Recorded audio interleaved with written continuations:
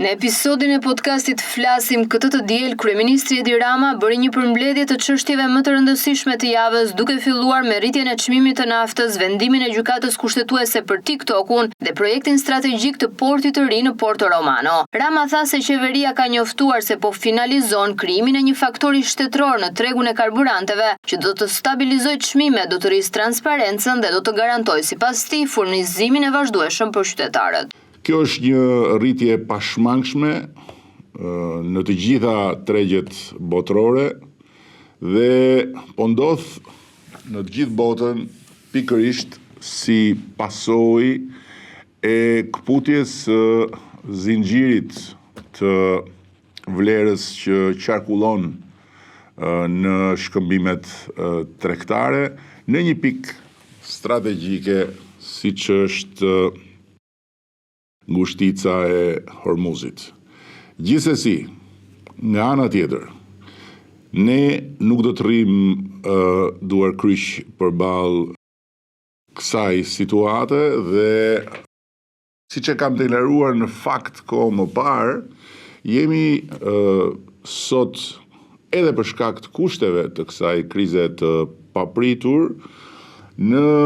momentin kur do të finalizojmë krijimin e një faktori shtetëror me impakt në tregun e brendshëm të naftës, i cili do të luajë rolin e stabilizuesit të tregut, do të ndikojë në rritjen e transparencës së çmimit, si dhe do të garantojë furnizimin në treg duke pasur në mbështetje një kapacitet shumë të rëndësishëm, siç është garancia sovrane. Pra, besoj shumë se ky do të jetë një moment kthese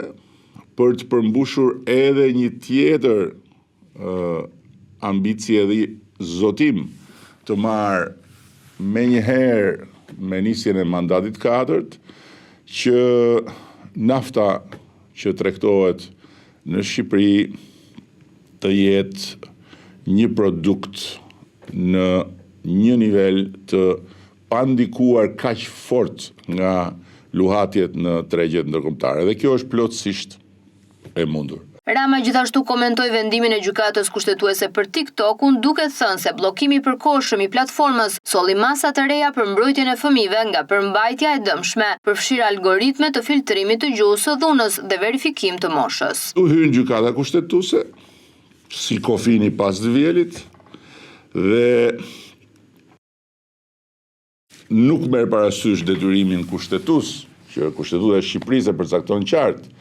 se fëmijët kanë drejtën e një mbrojtje të veçantë nga shteti, dhe se duhet mbrohen nga çdo praktikë që mund dëmtojë shëndetin e zhvillimin e tyre, dhe nuk merr parasysh as faktin që bllokimi i TikTokut nga ana jon jo vetëm që nuk u kundërshtua apo nuk u vu në dyshim nga institucionet ndërkombëtare, duke filluar nga Bashkimi Evropian, po përkundrazi, u komentua pozitivisht në një sër platformash mediatike të shumë shteteve në Europë dhe përtej saj, në një periudhë kur shumë vende po përpiqen të marrin masa të tilla.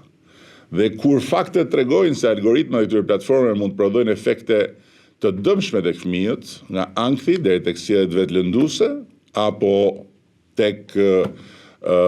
shfaqjet brutale të dhunës që mund të çojë largqoft deri në humbjen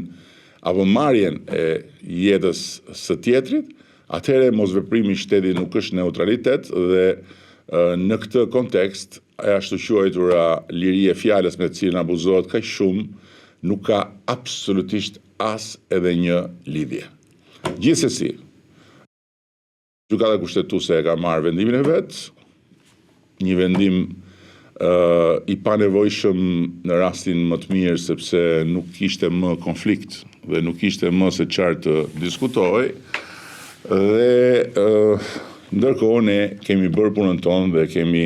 marrë atë që prisnim të merrnim nga bllokimi i TikTokut. Një nga temat më të diskutuara ishte dhe projekti i portit të ri në Porto Romano. Rama theksoi rëndësinë e projektit për rritjen e kapaciteteve të Shqipërisë dhe transformimin urban të Durrësit. Një port i ri i këtyre përmasave me këtë ambicje e çon Shqipërinë në një nivel tjetër, në hartën logjistike të rajonit dhe e kthen në një vend që zotron edhe një nyje strategjike të transportit në mes të Europës, si pikë lidhëse mes lindjes dhe perëndimit. Pavarësisht vështirësive që ka hasur projekti, pavarësisht dy proceseve të papërfunduara në sekondën e fundit, pavarësisht tërheqjes së